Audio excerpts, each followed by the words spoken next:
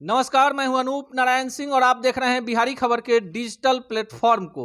हमारे साथ भोजपुरी सिनेमा की एक ऐसी उभरती अभिनेत्री हैं जिन्होंने खुद के दम पर सिवान से लेकर आज मुंबई तक का सफर तय किया है और बिना किसी गॉडफादर के एक विशिष्ट पहचान भी बना रही हैं। इनका नाम है पल्लवी गिरी। जो लोग भोजपुरी गीत संगीत और भोजपुरी के कई चर्चित एल्बमों को देख चुके होंगे, पल्लवी उनके लिए नया नाम नहीं है। आज के साक्षात्कार में जानेंगे कि जो वर्तमान संदर्भ में भोजपुरी का एल्बम जिसे आप डिजिटल मार्केट समझते हैं, पल्लवी की इसमें एंट्री कैसी हुई और अभी तक का सफर कैसे रहा है। पल्लवी, सबसे पहले आपका स्वागत। धन्यवाद। सभी को मेरा प्रणाम। चलिए बातचीत शुरू करते हैं। सबसे पहले कि आपकी एंट्री कैसे हुई भोजपुरी डिजिटल क्रांति के इस युग में, भोजपुरी सिनेमा में और भोजपुरी एल्बमों में, और पहला आपका प्रोजेक्ट कौन था? पहला प्रोजेक्ट मेरा था मैंने शॉर्ट फिल्म किया था दहेज मुक्त बिहार, उसी से एंट्री हुई थी। और उसके बाद मैं एक नेपाली सॉन्ग की, देन वहाँ से भोजपुरी किया था मैंने। अभी तक के सफर में कौन कौन से वो गाने हैं या जिसमें आपने काम किया है जिसको दर्शकों तक पहुंचा है और आपकी एक विशिष्ट पहचान बनी? सबसे पहले मैं गाना की थी अंकुश राजा जी का। वो गाना बहुत ट्रेंडिंग पे चला था 2018 में। उसके बाद मैं कोई काम नहीं की बिकॉज़ बीच में मेरी दीदी एक्सपायर कर गई, तो मैं काम छोड़ दी थी। उसके बाद 2021 में मैं अरविंद अकेला कल्लू जी का गाना की थी, जिए ना देबू काए पत्थर को। ये भी गाना बहुत चला था, बहुत ट्रेंडिंग में था। उसके बाद राकेश मिश्रा जी का की, सेकंड डे में ही मैं पवन जी का गाना की, मजनुआ पिटाता। बहुत मतलब ऑल ओवर इंडिया में गाना चला था वो। उसके बाद रितेश जी का आज जेल हुई काल बेल हुई, सभी लोग को ने सुना था, रील्स भी काफ़ी बनाया था। और अभी मेरा एक अंकुश राजा जी का गाना खूब ट्रेंडिंग में चल रहा है और चला भी था, हमके दुल्हन बनाला नाता दोसर लेके जाई। तो ऐसे कई गाने भी हैं, जैसे गरैया मछली। तो बहुत सारे गाने हैं जैसे कि चला है और चल भी रहा है। मतलब ये एक बड़ा सवाल है कि जब आप स्कूल में पढ़ती होंगी, जब आपने भोजपुरी सिनेमा के उस दौर को देखा जिस समय मनोज तिवारी, रवि किशन, दिनेश लाल, पवन यादव, ये खेसारी यादव, पवन सिंह, तमाम कलाकार आते गए और बिना मेहनत के आगे बढ़ते गए। चूंकि एक गायक को अभिनेता बनना भोजपुरी में आसान है, लेकिन अभिनेत्रियों की बात करें तो अभिनेत्रियों की एक लंबी पारी नहीं हो पाती है भोजपुरी में। किसी ना किसी नायक के साथ उनकी एक ट्यूनिंग होती है और एक सीमित दायरा होता है। इस दौर में कितना दूर तक जाने का सोच कर आई? सोच कर नहीं आई हूँ मैं।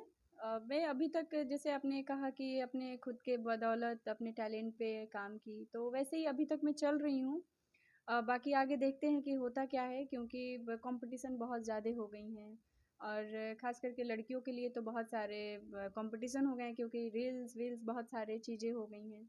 तो देखती हूँ आगे होता क्या है। और हर किसी के पीछे गॉडफादर का हाथ होता है, किसी के पीछे फ्रेंड का हाथ होता है, किसी के पीछे किसी का भी हाथ होता है। तो हो सकता है कि मेरे भी पीछे किसी का हाथ हो और मैं भी चल पड़ूंगी। चलिए, बिहार की हैं, सिवान की हैं, भोजपुरी भाषा भाषी क्षेत्र से आती हैं। कितना कुछ आसान्वित हैं जो दौर चल रहा है, आपके गाने ट्रेंडिंग में हैं। और ट्रेंडिंग की बात करें कि भोजपुरी सिनेमा की ट्रेंडिंग नहीं है, अब गाने निर्धारित करते हैं कि कलाकार कितना बड़ा है। आप मान लीजिए, इस इंटरव्यू में हम एक और बड़ा बात आपको बताते हैं कि अभी व्यक्ति कितना प्रसिद्ध है, उसके फॉलोअर्स और उसके लाइक्स जो वीडियो पे होते हैं उससे निर्धारित होता है। ऐसे दौर में हम और आप हैं, आपके तो बहुत सारे लाइक्स हैं, मिलियन मिलियन में वीडियो है। कितना फायदा हुआ है? फ़ायदे तो बहुत हुए हैं, क्योंकि मैं कहीं भी जाती हूँ तो लोग मुझे पहचान लेते हैं, तो मेरे लिए बहुत है। और मुश्किल भी हो जाता है।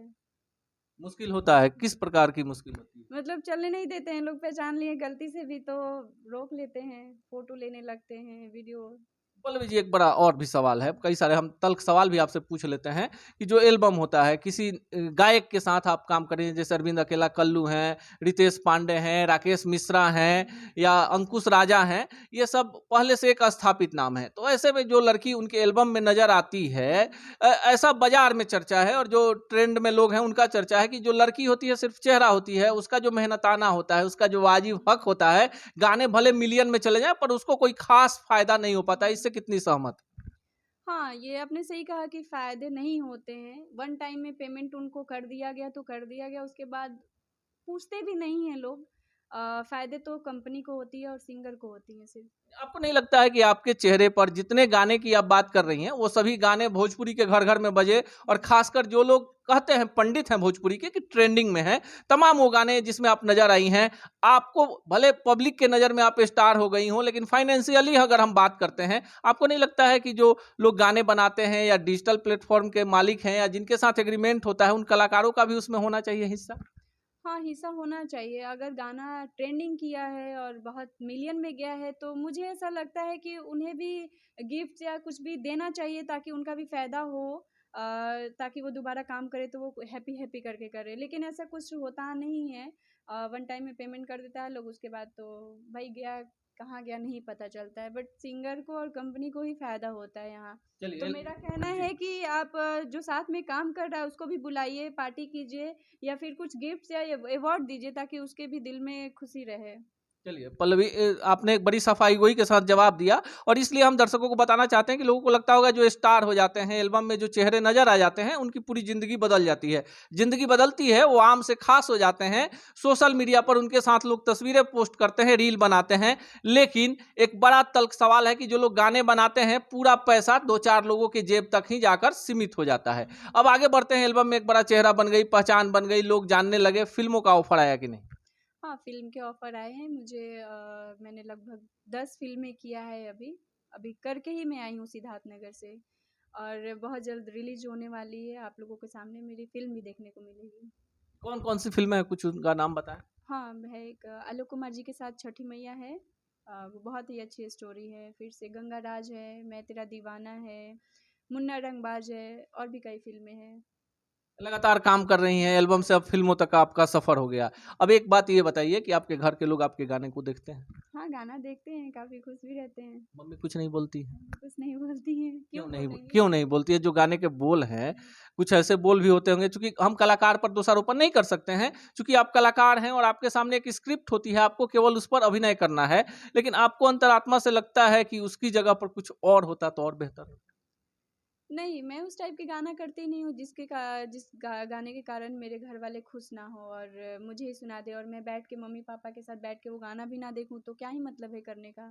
तो मैं वैसा करती ही नहीं हूँ। परिवार में सबसे ज्यादा सपोर्ट कौन करता है? सपोर्ट सभी करते हैं, मेरी दीदी बहुत करती थी और उनका ड्रीम था कि मैं पवन जी के साथ गाना करूँ, और जिस टाइम में कि दीदी मेरे साथ है नहीं, मतलब इस दुनिया में ही नहीं है। तो सबसे ज़्यादा सपोर्ट उन्होंने किया है मुझे, यहाँ तक पहुँचाने के लिए उन्हीं का हाथ रहा और मेरे बड़े भाई का और मम्मी का। भोजपुरी के कलाकारों पर आरोप लगता है कि पढ़े लिखे नहीं है, इसलिए कुछ भी बोल देते हैं, बिना सोचे समझे बोल देते हैं। एक कलाकार के लिए पढ़ा लिखा होना समाज के और परिवार के दृष्टिकोण से और दर्शकों के दृष्टिकोण से कितना जरूरी है? बहुत ज़रूरी है। पढ़े लिखे होना बहुत ज़रूरी है, क्योंकि 2 चीज़ें हैं, अगर हम पढ़े लिखे नहीं भी हैं तो हमारे आस-पास में कौन बैठ रहा है, कौन क्या बातें कर रहा है वो मुझे सुनना चाहिए और कम बोलना चाहिए और उससे हमें सीखना भी चाहिए। और हम नहीं पढ़े लिखे हैं तब तो अच्छी बात है ना कि हम शब्द क्या बोल रहे हैं, वर्ड क्या बोल रहे हैं, किसके सामने क्या बोल रहे हैं, वो तो बखूबी उनको पता होता है। लेकिन अगर पढ़े लिखे नहीं हैं तो सामने वाले को सुनना चाहिए और कम बोलना चाहिए, और बहुत ज़रूरी है पढ़ना बहुत ज़रूरी है। तो जो भी बच्चे आजकल के आ रहे हैं, +2 भी नहीं किए हैं, 10th भी नहीं किए हैं और रील्स बना रहे हैं, इस लाइन में घुस रहे हैं, तो मेरा कहना है कि पहले पढ़ाई करो फिर आओ इस लाइन में, क्योंकि पढ़ाई बहुत ज़रूरी है। एक और अहम सवाल है जो हम आपसे ही जानना चाहेंगे। जो लड़कियां एल्बम के माध्यम से अब भोजपुरी में पदार्पण कर रही हैं, उनके साथ बहुत सारी कहानियां हैं जो बाजार में हैं और क्या सच्चाई है कोई नहीं जानता है। आपने भी पदार्पण किया होगा, कई ऐसे मौके आए होंगे जब आपके साथ भी ऐसे कोई शर्त रखा गया होगा। एक कलाकार के तौर पर आपको क्या लगता है, ऐसा कुछ होता है या आप अपने शर्तों पे काम करते हैं? नहीं, शर्तें तो आती ही हैं और सभी को पता होता है कि हमारे पास आ क्या रहा है। लेकिन आपको काम करना है, किसके साथ करना है और किस तरीके से करना है, वो हमारे ऊपर डिपेंड करता है। तो मैं एक कान से सुन के दूसरे कान से निकाल देती हूँ और मुझे वही करना होता है जो मुझे सही लगता है। मैं कभी गलत ट्रैक पे नहीं जाती हूँ, नहीं कभी जाऊँगी, ये मेरा थॉट है। बाकी कौन क्या करता है मुझे मतलब नहीं है। लेकिन अगर सामने वाला कह रहा है तो डायरेक्ट उसको जूता निकाल के मार दो। चलिए, काफी अच्छा लगा कि आप जूता निकालने तक का हिम्मत रखती हैं। अभिनेत्री बनने के लिए सुंदर होना जरूरी है, टैलेंटेड होना जरूरी है, या सेटिंग होनी चाहिए? नहीं, टैलेंट की ज़रूरी है। अगर टैलेंट है तो कोई नहीं रोक सकता है।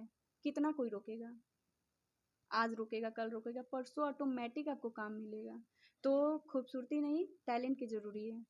आपका क्या ड्रीम है? हर किसी का एक सपना होता है कि जैसे आपकी दीदी का सपना था कि आप पवन जी के साथ काम करें।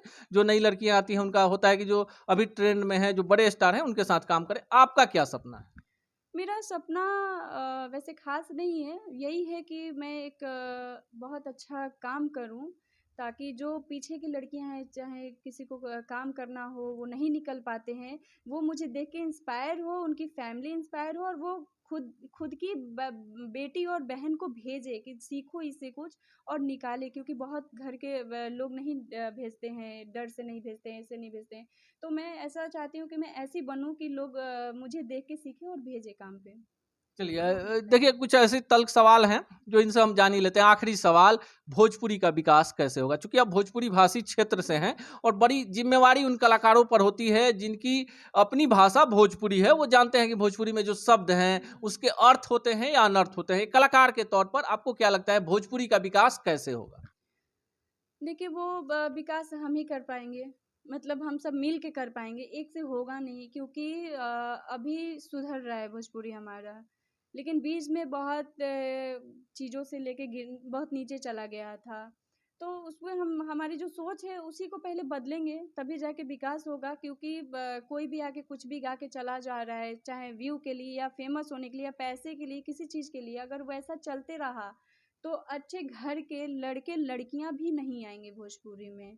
शायद मेरी बात किसी को भी बुरी लग सकती है, उसके लिए मैं सॉरी बोलती हूँ। लेकिन अगर ऐसे चलते रहा तो कोई आएगा नहीं, वही आएगा जो पढ़ा-लिखा नहीं हो, उठ के चला आए ऐसे ही। तो हमें विकास के लिए हमें खुद पहले चेंज होना पड़ेगा, तब हम ये सामने वाले को चलिए चेंज कर पाएँगे। काफी सफाई गोई से इन्होंने जवाब दे दिया। इनका नाम पल्लवी गिरी है, सिवान की रहने वाली हैं। दर्जनों हिट मिलियन वाले इनके वीडियो यूट्यूब पर हैं जिसे आप सर्च करके देख सकते हैं।